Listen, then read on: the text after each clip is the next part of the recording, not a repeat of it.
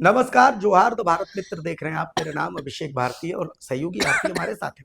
और आज सुबह सुबह पहले सुबह झारखंड के स्वास्थ्य मंत्री डॉक्टर इरफान अंसारी रांची में रिम्स का निरीक्षण करने के लिए पहुंच गए। और उस दौरान कुछ तस्वीरें हैं, जो तस्वीरें पहले हम आपको दिखाते हैं। बगल में रिम्स डायरेक्टर मौजूद है और साथ में स्वास्थ्य मंत्री इरफान अंसारी मौजूद हैं और कुछ निरीक्षण कर रहे हैं। सबसे पहले उसको देख लीजिए, फिर उसको हम समझाएंगे आपको। और इरफान अंसारी का बयान और रिम्स डायरेक्टर का बयान वो भी हम आपको सुना दें। और दवाइयाँ के लिए पैसे नहीं है। रहते नहीं है डॉक्टर। कहाँ से करेंगे? चार बार बोला था सुनिए। क्या हो रहा है? हमारे पास डॉक्टर नहीं रहे, मेडिकल कॉलेज यही है। मशीन भी निकाल के लगा देते हैं दूसरे क्या रहा है? क्या चाहते हैं? मैं एक्शन ले लो आप लोग। क्या ज्यादा कुछ बात नहीं।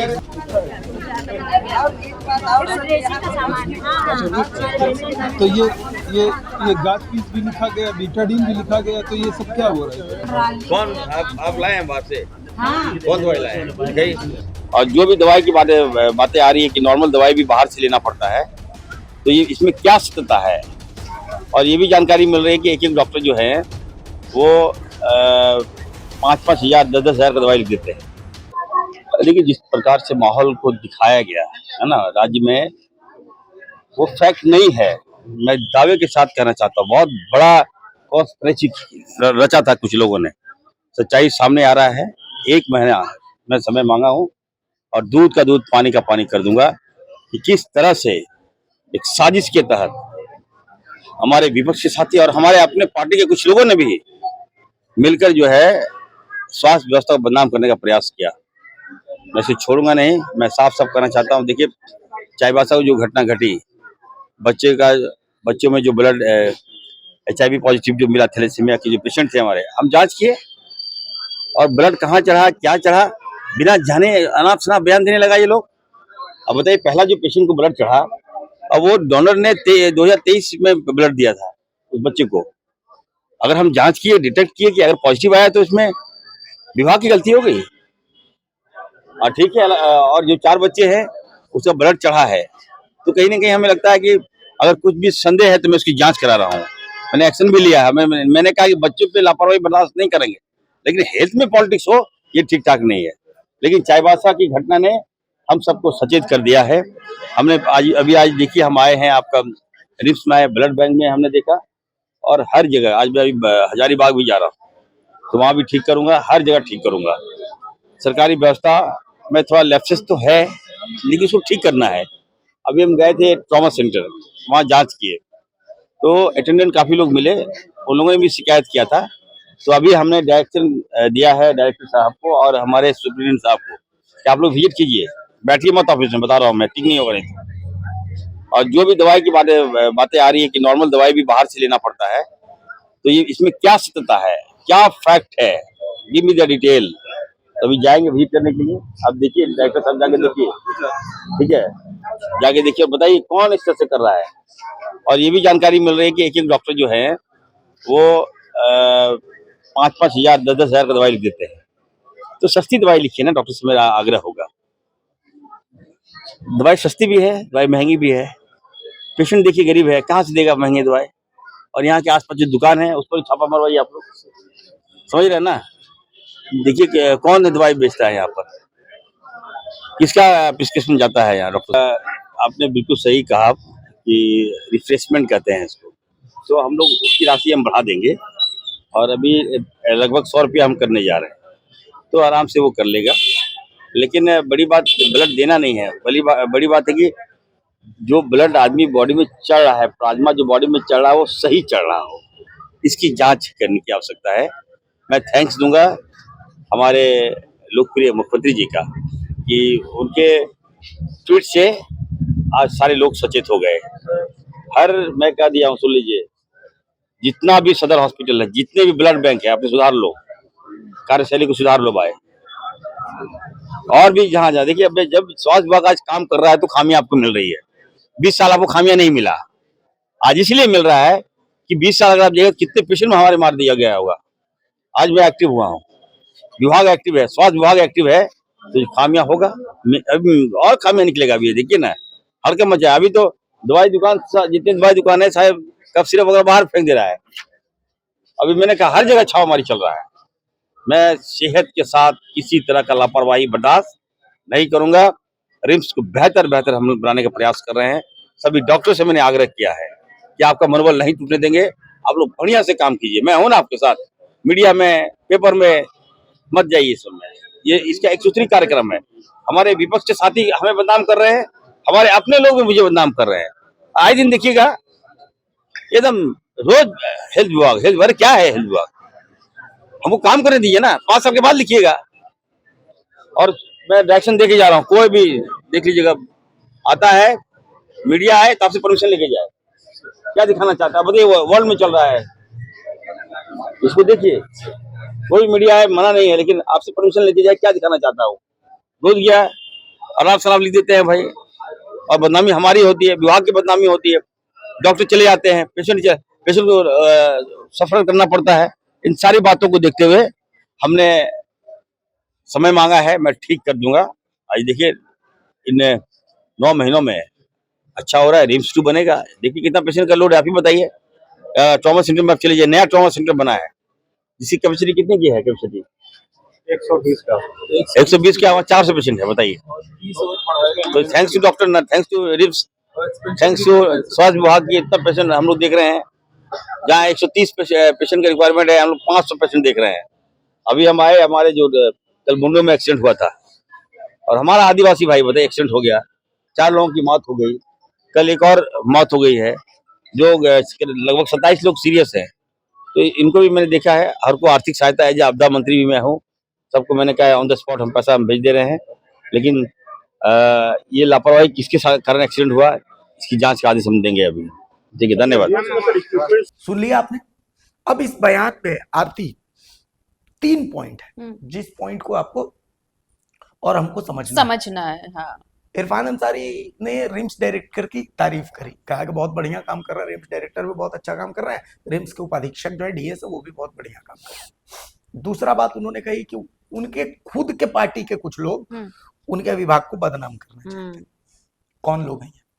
चाईबासा वाले मामले में उन्होंने कहा कि बताइए 2023 में इनको खून चढ़ाया गया था, और अब जाकर के इसको बवाल किया जा रहा है, जबकि हम जांच कर रहे हैं। मैंने 1 महीने का समय मांगा और सबको बेनकाब करेंगे और पूरे झारखंड की स्वास्थ्य व्यवस्था को पटरी पर लेंगे। 2 पॉइंट। और तीसरा पॉइंट उन्होंने कहा कि रिम्स में दवाइयों को लेकर के बड़ा खेल हो रहा है। मतलब डॉक्टर जो है वो बिना सिग्नेचर के पर्चियां लिख रहे हैं और महंगी दवाइयां लिख रहे हैं, जो आसपास के दुकानों जो एमआर जो घूमते रहते हैं।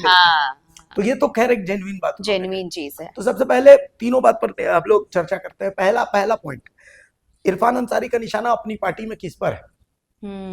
सबसे बड़ा पॉइंट यही है कि इरफान अंसारी किस पर निशाना साध रहा है। देखिए चीजें कब बदलती हैं, चीजें बदलती हैं बिहार में जेएमएम को सीट नहीं मिलने के बाद। बिहार में जेएमएम को सीट नहीं मिलने के बाद और स्वास्थ्य विभाग इरफान अंसारी अपनी पार्टी के निशाने पर रहे हैं। पिछली बार बन्ना गुप्ता भी थे और इस बार इरफान अंसारी भी। अभी तो सूत्र भी ये बता रहे हैं कि इरफान अंसारी का शायद बिहार घाटशिला उपचुनाव के बाद विभाग भी बदल सकता। सूत्रों के हवाले से खबर है, भगवान जाने क्या सच है कितना सच है पता नहीं, लेकिन 2 मंत्रियों के विभाग बदलने की बात है। कहा जा रहा है कि 2 मंत्रियों पर घास गिर सकती है। 2 मंत्री जिनसे मुख्यमंत्री बहुत नाराज है, उनमें एक इरफान अंसारी भी। तो क्या कहेंगे? नहीं देखिए, अगर इरफान अंसारी ये कह रहे हैं कि अपने लोग ही उन्हें दगा दे रहे हैं, तो फिर आप विपक्ष पे जो अभी 1 दिन पहले, मुझे लगता है 24 घंटे पहले उन्होंने ये कहा था कि ये जितना कुछ चाईबासा में हुआ है और जिसे इतना तूल दिया जा रहा है उसमें पिछली गवर्नमेंट जो थी बीजेपी की वो दोषी है। तो अभी उसको साइडलाइन भी कर दे, तो पहले तो आपको ये ढूंढना होगा कि आपके गुनहगार कौन है। अपनों की बात आप कह रहे हैं, तो आखिर कौन है अपने जो आपको डुबाना चाहते हैं और आपके खिलाफ ऐसी साजिश कर रहे हैं? क्योंकि अगर ये साजिश आपके खिलाफ अपने ही कर रहे हैं, तब तो आप कभी भी गिर सकते हैं, कभी भी आप कोलैप्स कर सकते हैं, इसमें कोई संशय नहीं है। लेकिन ये इरफान अंसारी, मुझे लग रहा है कि आप आज जो आपने उनका बयान सुना होगा, आपने उनके कॉन्फिडेंस को भी देखा होगा, वो थोड़े से उनका कॉन्फिडेंस डाउन जरूर लग रहा है। उन्हें लग रहा है कि कुछ तो चल रहा है अंदर खाने में, जो उनके खिलाफ ऐसी साजिशें चल रही हैं। वो खुद कह रहे हैं कि मेरे अपने लोग हैं जो मुझे बदनाम कर रहे हैं, गिराना चाहते हैं मुझे। चाईबासा में इतनी बड़ी घटना हुई, उसमें भी अपने लोग का है। ये अपने हैं कौन है वो जो आसपास अपने, या तो वो अपनी पार्टी के लोगों की ही बात कर रहे होंगे। उन्होंने खास कहा कि मेरी पार्टी के लोग हाँ, वो कह रहे हैं कि अपनी पार्टी के लोग हैं। तो भाई पार्टी में वही लोग हो सकते हैं जो कई मुद्दों पर आपसे पहले से आपका और उनका विरोधाभास रहा है, आप दोनों एक दूसरे के खिलाफ रहे हैं। तो पहले तो सबसे पहले इरफान अंसारी को ये ये चिन्हित करना चाहिए भाई कि कौन आपके अपने वैसे हैं जो आपके अपने होकर आपकी पीठ में खंजर भोंक रहे हैं। सबसे पहले तो वो, लेकिन अगर ऐसी चीजें आ रही हैं और आपको भी ये इल्म है कि भाई कोई तो है जो मेरे खिलाफ ऐसी कॉन्स्पिरेसी कर रहा है, तो आप अपनी चीजों को सही करिए ना। अगर चाईबासा में ऐसी चीजें हुई और आप खुल के कह रहे हैं कि ये साजिश है, तो आप उन साजिशकर्ताओं को बेनकाब करिए, क्योंकि अगर आप उन्हें बेनकाब नहीं करेंगे तो ये सीधा आप पर ही है कि आप जानबूझकर आप इन मुद्दों को कवर अप करने की बिल्कुल। कोशिश कर रहे हैं। अच्छा, पॉइंट नंबर अब 2, पॉइंट नंबर 2 दवाइयों का मामला। हम्म। रिम्स डायरेक्टर भी मान रहे हैं और स्वास्थ्य मंत्री भी मान रहे हैं और ये कि बहुत बड़ा मामला है, बिल्कुल बिना बहुत सिग्नेचर के पर्चियां दी जाती है। एक ही दवाई जिसकी जेनरिक मेडिसिन रिम्स में अवेलेबल है। हाँ फ्री ऑफ कॉस्ट हाँ अवेलेबल, हाँ, कंपोजिशन सेम है, बस ब्रांड बदल गया। लेकिन डॉक्टर जो है वो महंगी दवाई है। हाँ। और उसका लाइव वो उन्होंने डेमो भी दिखाया कि उसमें हम्म। बीटाडीन भी लिखा हुआ और पता नहीं क्या क्या हम्म। लिखा हुआ। तो ये एक बहुत चिंता वाली बात है। रिम्स कौन जाता है इलाज करने के लिए? रिम्स 2 लोग जाते हैं, या तो जिनके पास बिल्कुल पैसा नहीं है, या जिनके पास इतना पैसा है कि वो जितने बड़े हॉस्पिटल है सबसे दिखवा लिया, आप बोले कि ना आप तो इनको दवा और दुआ दोनों की जरूरत है तो आप देख लीजिए, तो दवा रिम्स से मिलती है, दुआ जो है वो बाहर में मंदिर है वहां पर मिलती है। यही 2 लोग जाते हैं यही रिम्स 2 में, लोग, तीसरा तो हाँ, कोई जाता नहीं है। नहीं। तो ऐसी स्थिति में डॉक्टर्स अगर ऐसा कर रहे हैं तो ये तो बहुत बड़ा चिंता का सबब है। बिल्कुल है। और देखिए सबसे बड़ी बात है, मतलब जिस पहले टॉपिक पे हमने चर्चा की, अगर उस मुद्दे को हटा दे, अभी अगर हम इस पॉइंट पर बात कर रहे हैं, नो डाउट स्वास्थ्य मंत्री इरफान अंसारी कोशिश तो करते हैं कि जो स्वास्थ्य व्यवस्था है उसे ट्रैक पर लाया जाए। मुझे याद नहीं आता पिछले जो स्वास्थ्य मंत्री जो भी रहे हैं, पिछले चाहे कोई भी स्वास्थ्य मंत्री, मैं वही कह रही हूँ, चाहे आप बीजेपी के कार्यकाल का ले लीजिए, किसी के भी पिछला ही कार्यकाल। बन्ना गुप्ता को ही ले लीजिए, मुझे याद नहीं कि वो कभी निरीक्षण करना कभी पहुंचते थे। कभी वो निकले हों, तो इसमें कोई संशय नहीं है कि इरफान अंसारी अपना बेस्ट देने की कोशिश हमेशा करते हैं। और वो वाकई आप उनकी जो जुबानी सियासत है वो उनको आप अगर छोड़ दें तो वो मेहनत करते हैं, अपने विभाग को दुरुस्त रखने के लिए मेहनत करें। आप देखिए दूर दराज के इलाकों में भी वो पहुंच रहे हैं। अब ये तो नहीं है कि रातों रात चीजें बदल जाएंगी, लेकिन वो निरीक्षण कर रहे हैं, लोगों को ये बता रहे हैं कि चीजें दुरुस्त करने की कोशिश की जा रही है। और इसी का एक आप यहाँ पर आप एक तस्वीर देख सकते हैं,